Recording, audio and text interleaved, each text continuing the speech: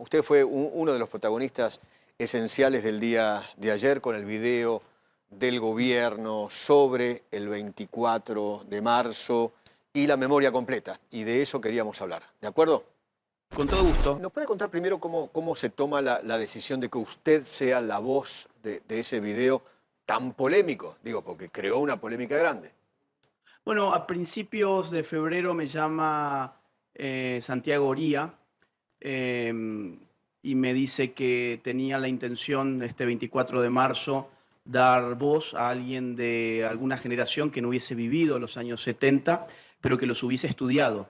Yo pasé 4 años de mi vida estudiando los años 70 en hemerotecas, en bibliotecas, entrevistándome con gente que vivió y que protagonizó la época. Y escribí un libro en el año 2011, Los mitos setentistas, o sea que el tema yo ya lo tenía bastante trabajado y ellos querían poner, a diferencia del año pasado que pusieron testimonios de gente que vivió la época, ahora querían completar la historia. El año pasado fue el Tata Joffre.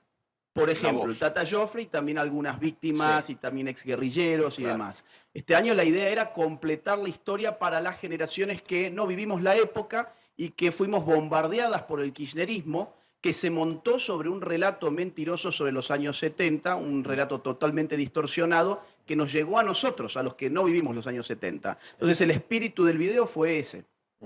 Usted sabe que, bueno, usted hablaba de batalla cultural, ¿no? De que había que dar una batalla cultural, etcétera, etcétera. El kirchnerismo dijo que en realidad ese video fue una provocación. Me gustaría su opinión sobre eso.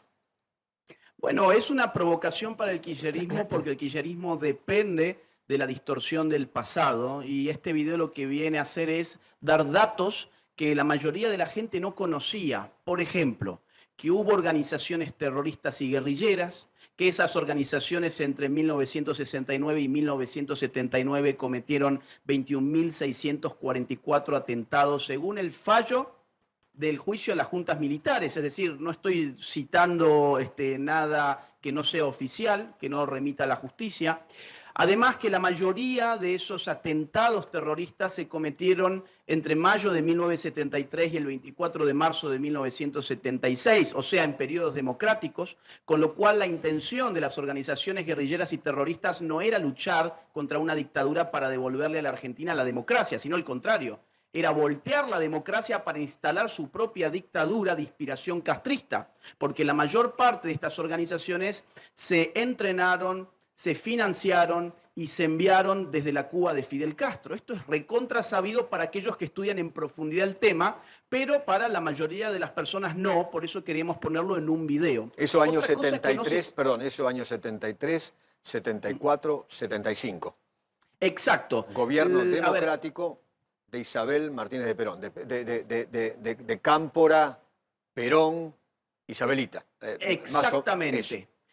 Además, otro dato muy interesante que la gente habitualmente no sabe, es que la CONADEP, o sea, la comisión que investigó los crímenes de la represión ilegal, encontró que 1.169 desaparecidos corresponden al periodo anterior al 24 de marzo del 76. Con lo cual, la horrorosa técnica de la desaparición forzada de personas fue diseñada en un gobierno democrático de signo peronista, al cual le corresponden más de 1.100 desaparecidos de los cuales jamás se ha hablado, porque no cerraba para el relato. Y esa técnica se intensificó después del 24 de marzo del 76, Agustín, pero se creó anteriormente. Agustín, cuando usted habla en el relato, ¿no? Otro de las críticas que a usted se le hace es, ¿por qué en la memoria completa, usted en el documental, no habla nunca de las atrocidades de la junta militar o de los gobiernos de la dictadura genocida? Mire, Eduardo, en el video se mencionan los horrores de las técnicas de la represión ilegal, las desapariciones, las torturas, las ejecuciones. Esto es algo que se menciona durante el video. Ahora, el espíritu del video no era repetir lo que se viene diciendo hace 4 décadas, hace 2 décadas, sino que era completar lo que se le ha dicho a las nuevas generaciones, sobre todo de los años 70. Pero tampoco era nuestra intención dar a entender que queríamos reivindicar ni al proceso militar, ni el golpe de Estado, ni la represión ilegal. Por eso es que nos cuidamos de decir varias veces que la violencia de la represión ilegal es injustificable y que consistió en torturas, desapariciones, ejecuciones. Lo que no se bancan, robos de bebés, Eduardo, secuestros, torturas, ¿no? por supuesto, Todo es eso, que de eso, aberraciones, ¿no? de eso, el 99,9% de los argentinos ya está noticiado, porque fue de lo que se habló en los últimos 20 años en la Argentina. De lo que no se habló y que no justifica lo otro, simplemente viene a completar la historia, es de las cuestiones que mencionamos en el video. Por eso a mí me llama la atención cuando dicen, ese video tuvo falta de sensibilidad, escuché, por ejemplo. Exactamente. Al contrario, hablamos de desaparecidos de los cuales nunca se habla porque son responsabilidad de la clase política argentina. Hablamos de víctimas de la guerrilla y de las organizaciones terroristas de las cuales jamás se ha hablado ni se ha reparado. Además, les ha molestado muchísimo la cuestión de los 30.000 desaparecidos que se instaló en la Argentina como dogma, y la realidad es que este es un punto muy importante porque pareciera que 8.961 desaparecidos, que fue a lo que arribó la CONADEP y que salió publicado en el Nunca Más, o 7.300 desaparecidos, que son los últimos datos tras la última depuración que se hizo del año 2015, pareciera que estos números no son suficientes para ilustrar la magnitud del horror. ¿Por qué tenemos que apegarnos a una cifra que sabemos mentirosa en la medida en que no tiene ningún documento que lo respalde, ninguna lista? Pero como es un dogma, nos han empujado a creer que si no repetíamos 30.000 desaparecidos, entonces era porque seguramente apoyábamos a la dictadura de Videla. Negacionista. Y eso no es cierto. Negacionista. Pero es que es al contrario, ellos son los negacionistas del trabajo excepcional de muchísimos argentinos que se pasaron parte de su vida buscando desaparecidos. Ellos son negacionistas del dinero que se ha usado del contribuyente argentino para impulsar esas investigaciones y para dar reparaciones e indemnizaciones a los fines de que las familias de los desaparecidos hagan las correspondientes denuncias. Y el número es atroz, 7.300 personas, es atroz, pero esta gente opera con esto como si fuese un dogma, Eduardo. Es decir, si uno no repite el dogma, entonces se convierte en un hereje, se convierte en la representación del mal. Y en realidad aquí hay que decir la verdad completa, y ese fue el espíritu de ese video. Según su hipótesis, ¿no? ¿Hubo guerra, sí o no? Hubo un conflicto armado interno que se caracterizó en su momento y por la justicia argentina en el año 85 como guerra revolucionaria. Es un conflicto armado de baja intensidad, de carácter interno y asimétrico. Yo, vi también algunos periodistas diciendo que prácticamente habían llevado un youtuber a que hiciera este video en la medida en que yo tengo un canal de YouTube. Bueno, si ellos hubiesen buscado un poquito mi hoja de vida, por lo menos, sabrían que yo estudié contraterrorismo en los Estados Unidos, por ejemplo. O sea, digamos, de estas materias conozco un poco.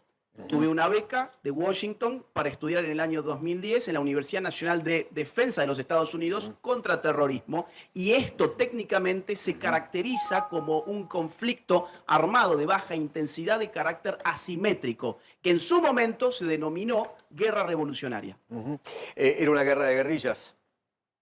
La técnica se llama guerra de guerrillas, fue inspirada en algún sentido por los manuales del Che Guevara, que tenían una idea absurda, y era que con la sola voluntad del foco guerrillero se podía lograr una revolución. Muy distinto de lo que planteaba Lenin, por ejemplo, en la Revolución Rusa, y es que una revolución puede acontecer cuando convergen condiciones objetivas y condiciones subjetivas. O sea, una crisis económica de magnitud, si es acompañada por una guerra de guerrillas, puede generar una revolución. Pero el Che Guevara pensaba que si era una crisis estructural podía haber una revolución, y muchos guerrilleros siguieron esos planes. Cuando dicen que la guerra era asimétrica, porque una cosa es el Estado y otra cosa es una banda de delincuentes, ¿no? Así lo tenían, jóvenes idealistas lo llamaban otros, ¿no? ¿Usted qué dice? Bueno, efectivamente, se llama asimétrica porque de un lado se tiene un aparato profesional militar y del otro lado se tienen aparatos irregulares, pero que sí son militares, no son simplemente bandas de delincuentes, son aparatos militares. En el juicio de las juntas se mostró que las organizaciones guerrilleras en Argentina tenían 25.000 integrantes, de los cuales 15.000 eran combatientes. El poder de fuego en la Argentina de las guerrillas fue impresionante, fue del poder de fuego de las guerrillas más importantes de toda la región, quizás solo superadas por Sendero Luminoso en Perú o por las FARC en Colombia, pero fue de lo más cruento que hubo en toda América. Es asimétrica, vuelvo al punto, porque, insisto, de un lado hay un ejército que responde a un Estado nacional y del otro lado hay organizaciones terroristas que, sin embargo, tenían conexiones con otros estados, con Cuba, con la Unión Soviética, en algunos casos y en otras guerrillas con incluso la China de Mao Zedong, por ejemplo, en el caso peruano. Así que, bueno, ese es más o menos el panorama que se inscribe aparte en la lógica de la Guerra Fría. Es decir, acá hay que entender que Estados Unidos y la Unión Soviética no se enfrentaban directamente, pero lo hacían Estados Unidos a través de las Fuerzas Armadas de los países del tercer mundo y la Unión Soviética a través de estos aparatos militares irregulares. Agustín, me gustaría que escuche lo que dijo ayer Estela Carlotto. Dijo lo siguiente. Estamos muy mal, muy mal, muy mal. La represión, el vandalismo, hay muchos ya niños con revólveres matando gente. Yo creo que estamos en una etapa muy, muy dura y muy difícil y que yo no soy la especialista en esto, pero que tenemos que cambiarla rápidamente. ¿Cómo? No sé. Pero si un hombre ha hecho y todo lo que ha hecho está escrito y dicho que es el presidente tendría que estar en la cárcel. ¿Su opinión?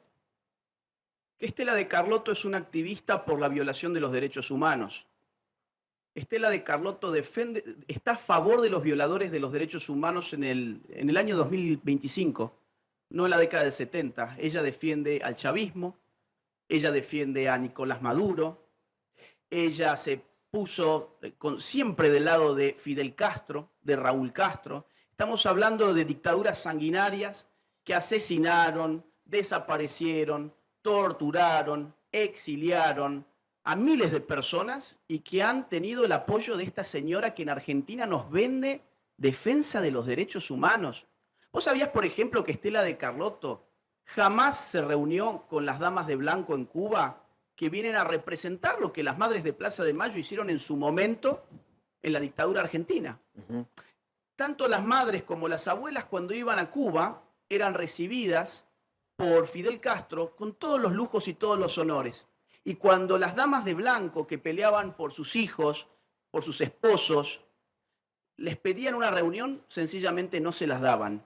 En realidad no son militantes de los derechos humanos, son militantes del socialismo revolucionario que intentó tomar el poder por la fuerza en la Argentina en su momento y que después llegó democráticamente con el kirchnerismo, al cual estas señoras se sumaron en calidad de corruptas, porque nos robaron a todos con el verso de sueños compartidos, las universidades de las madres que eran universidades fantasmas de mentira.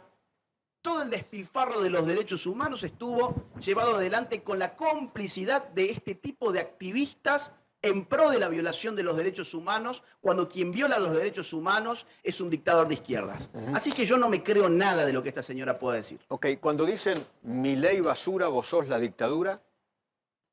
Bueno, yo recordaría que Milei es el presidente más votado de la historia de la democracia argentina. Y si lo tomamos en términos relativos, o sea, en porcentajes, es el más votado desde el regreso de la democracia. Entonces yo no sé a qué se refieren. A ver, la izquierda siempre que no gobierna quiere voltear al gobierno. Esto pasa en todos lados, es una regla general. Pasó en Chile, pasa en Perú, pasa en Argentina, pasa en todas partes. Cuando ellos no gobiernan, siempre el gobierno que está al frente es la dictadura. Y es todo lo contrario. El gobierno de Javier Milei es libertario, lo cual significa que quiere quitar el peso del Estado argentino sobre el hombro del ciudadano argentino. Es todo lo contrario de lo que significa ser un dictador. Agustín, muchísimas gracias, le agradezco infinitamente. Gracias por atenderme. Con todo gusto, un gran abrazo. Gracias.